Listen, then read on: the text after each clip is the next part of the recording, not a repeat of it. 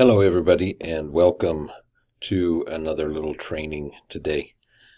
This week, I'm going to just share some ideas with you for getting through Genesis 25 through 33. I'll start off by saying this. I'm not sure who puts together the pacing guide for the Come Follow Me pacing guide, but I will say this. Some weeks it seems to me like there's, very little material to cover. And so it's like, hey, here's 30 verses, spend a week in it.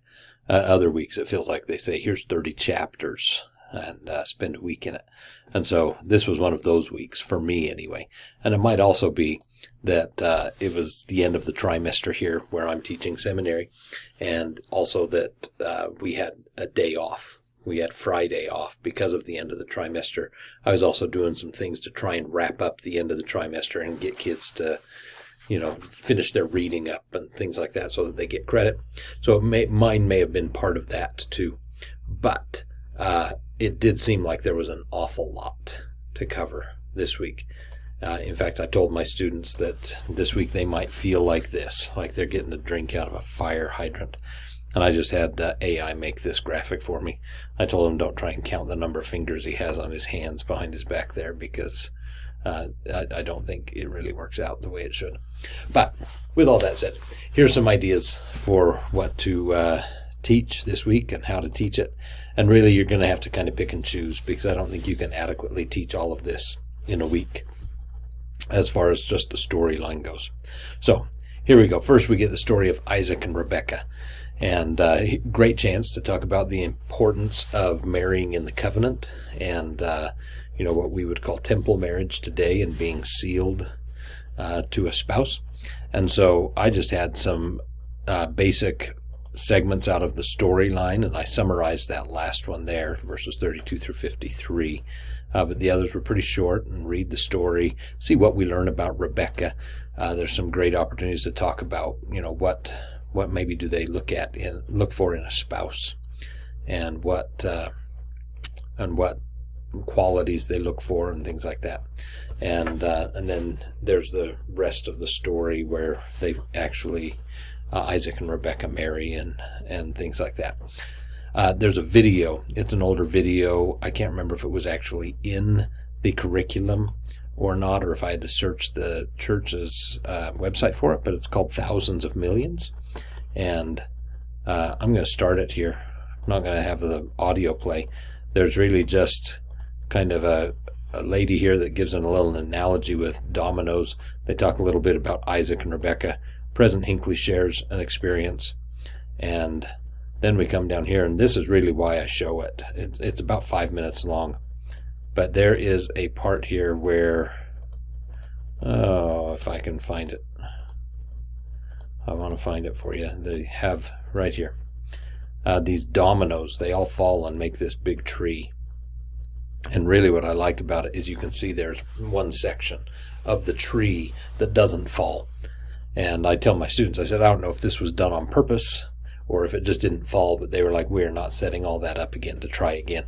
But it really illustrated the idea of, if we don't do our part in teaching the gospel to the next generation, if we don't teach the gospel to our children, then it really does just end. It doesn't continue on, and things like that. And so I think it's worthwhile to show that, and just for that, to have that discussion with it about how your choices affect generations to come. And it's a good little analogy. So then there's a couple of little side notes here, just storyline items of Sarah dying, Abraham marrying again, and then Abraham dying. So just kind of some storyline things. But then we get into talking about Isaac and Rebekah some more, and their sons Jacob and Esau. And it's a great little story, but it's also a story that if people read it and don't think, there's kind of some wacky parts of this story, I don't understand why they do this, then I think maybe need to read it again because there are some things that just kind of don't make a lot of sense. But I think if you emphasize, number one, that Rebekah had a revelation that Jacob would be the birthright child, and view everything through the lens of her trying to fulfill that prophecy, then I think it makes a little more sense. But there's a video in the curriculum, and I know this one's in the curriculum, and it's just a little animated thing. It's 2 minutes long. Really does a good job of just kind of summarizing the story of Jacob and Esau in a real short, brief manner, and then you can discuss it, and you can discuss what is the birthright, what's the significance of it, who is supposed to receive it. Then I point out to my students, okay, let's review. So far in the Old Testament, and even if you can think other places in the Old Testament, which oldest sons have received the birthright? Yeah, well, most of the time they don't. And so I think that's not a bad thing to introduce as well. Then on the PowerPoint that I have prepared, I've got a couple of quotes from Elder Bednar and from President Oaks about not selling ourselves short and not selling our birthright for something that doesn't matter that much. And I really think that's the point of the story, is to not sell ourselves short like what Esau did. So that's that lesson. Then we move on to the story of Jacob and his getting a wife. Run into some background here of, Isaac and Rebekah weren't happy about Esau's marriages because he married outside the covenant. He married non-believers to the point that Rebekah says, if Jacob also marries outside the temple, then what good is my life? What good has my life been? And I think that's a powerful statement of if my children and my grandchildren aren't staying in the gospel, then a lot of people, that's a struggle, and Rebekah illustrates that for us.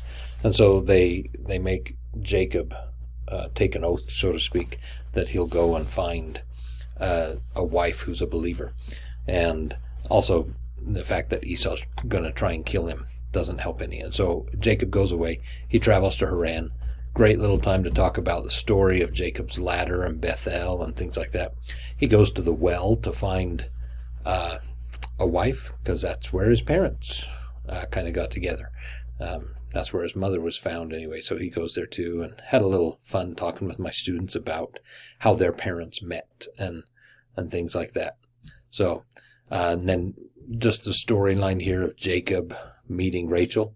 There's some things that are kind of fun to discuss.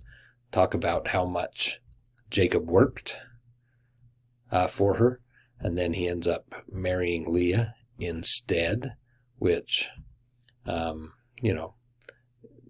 it can be a little bit of a strange part of the story, but if you just explain it, that this was the culture of the time, that the oldest child got married first, and so on and so forth, and then go from there. And so then talk about Jacob and his wives after he marries Rachel also, and they start having children. And this is just a good little time to go through and give a brief introduction to the idea of the 12 tribes of Israel, and talk about Joseph being the birthright son and things like that. And then that'll set it up for when we talk about that in the coming week as well.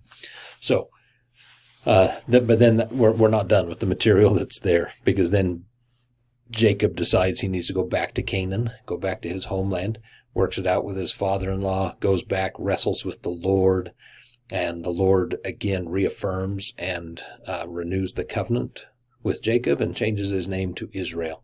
And we talk again about the name change. We'd already talked about it with Abram to Abraham, Sarai to Sarah, and things like that. So it wasn't a new thing. Then we just talked about Jacob and Esau, and Esau brings out 400 men to greet his brother, because he's probably a little fearful that Jacob's coming to lay claim to the birthright inheritance and things like that. But then we just illustrated the power of forgiveness and things like that as Jacob and Esau meet and embrace and things like that. And then I just ended with talking about the birthright again, and how Esau, he actually got all the inheritance. Jacob didn't take any of it, really. And in doing so, he then becomes, sorry about that little blank part there. As he does that, then Jacob Jacob got what he wanted to, because he got the presiding and the priesthood and the covenants and things like that. And Esau got the stuff, which is what he was kind of wanting as well. And so just ask the students, where are you wanting? What are you wanting to get? And where are your priorities? Again, there's a lot to cover. There's a lot of stuff. Good luck in getting through it. Pick and choose what's most important, and then just do your best to teach them and define the Savior in those things and in the covenants that they make. So make it a great week. Thanks for all you do, and I'll see you next week.